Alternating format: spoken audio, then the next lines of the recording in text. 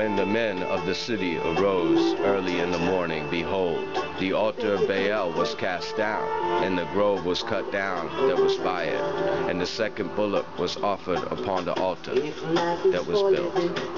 And they said one to another, Who has done this thing? And when they inquired and asked, they said, Gideon, the son of Joash, has done this thing. Then the men of the city said unto Joash, Bring out your son, that he may die, because he has cast down the altar of Baal, and because he has cut down the grove that was by it. And Joash said unto all that stood against him, Will you plead for Baal? Will you save him?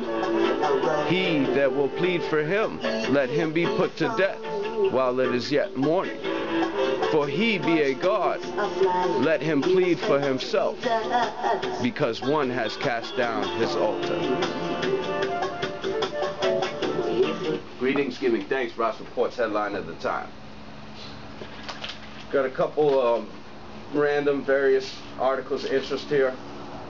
A couple advertisements. First of all, I just noticed this morning, looking at this, the Nest. This is the Pest. This is the new digital device that they want people to accept into their lives. And it's going to track and monitor pretty much almost all your home activity. So everything that was supposed to be meant to be private, we're eliminating that idea that privacy is not only necessary, but desirable.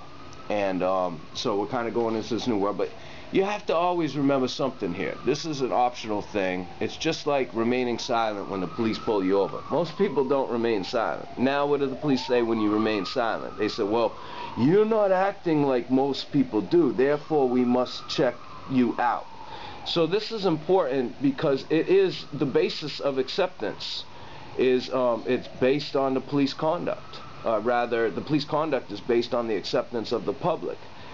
And you know, you see that in a direct example in a court setting where the jury has the power to nullify the law. I mean, it's up to the citizens of us to actually enforce the laws. We think, the police will do it for us, but I mean, if anybody's been paying attention over the last 100 years, the police haven't done it. Okay, they've protected the interest of the ruling rulers. And yeah, you got some good, you even got probably some good FBI out there, but the point is that they're always going to take orders regardless.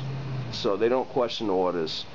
They may think they're fighting for the right cause, but it's all about how those orders have been defined, how those orders have been instructed in such a manner to which makes it appear as if they're actually you know, doing activities that are beneficial for the majority of the people.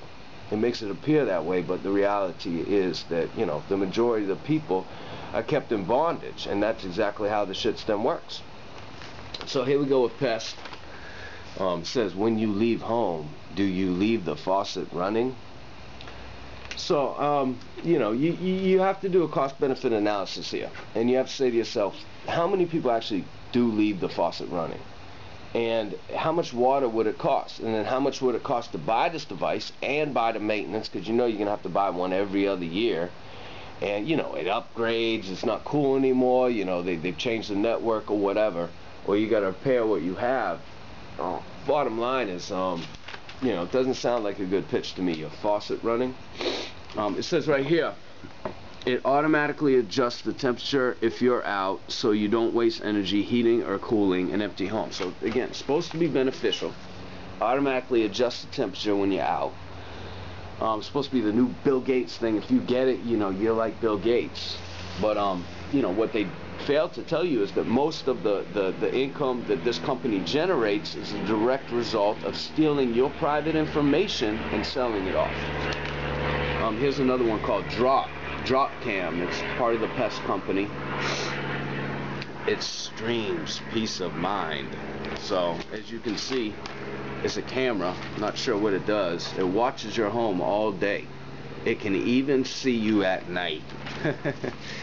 So, you know, as you can see, you know, we're going into this kind of a mad world that we're living in, where people, you know, accept the fact that, you know, hey, you know, it's cool to buy these devices that are gonna track and monitor me. I mean, to me, it's hard. It's just difficult for me to understand how anybody would follow that path.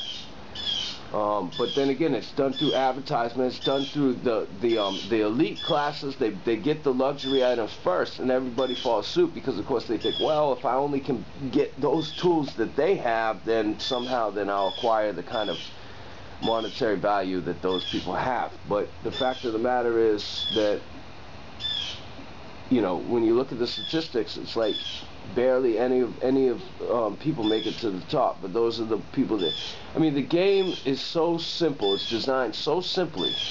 You know, you got your trophy people like Jay-Z. You put them out on a platform, and you know, you fabricate these talents that they have, and you know, you generally you provide for a mix of confusion within the atmosphere. And with confusion, people can't see. They can't see straight. They can't see clearly. They can't see right. They can't see right from wrong. And then it's easy to corrupt them, and then you get your chaos. So here's the other advertisement I got here.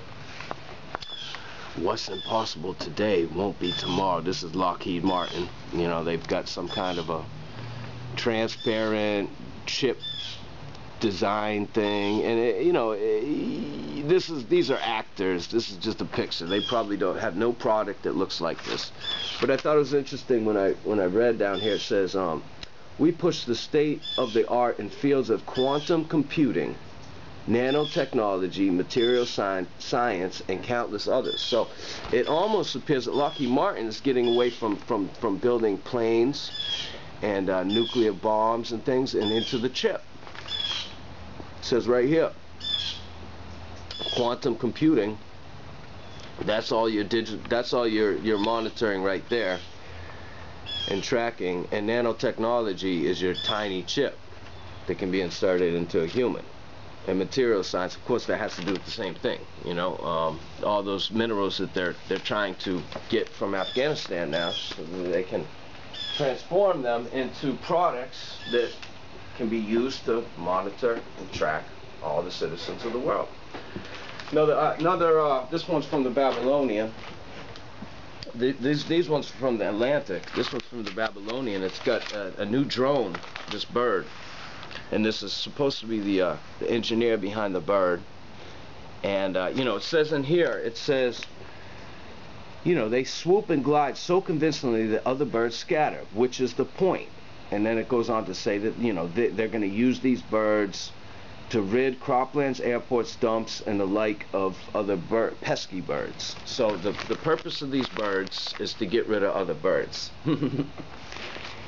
Well, you know, if you have a toy airplane, you know, remote control airplane, I'm pretty sure you can scatter those birds with that as well.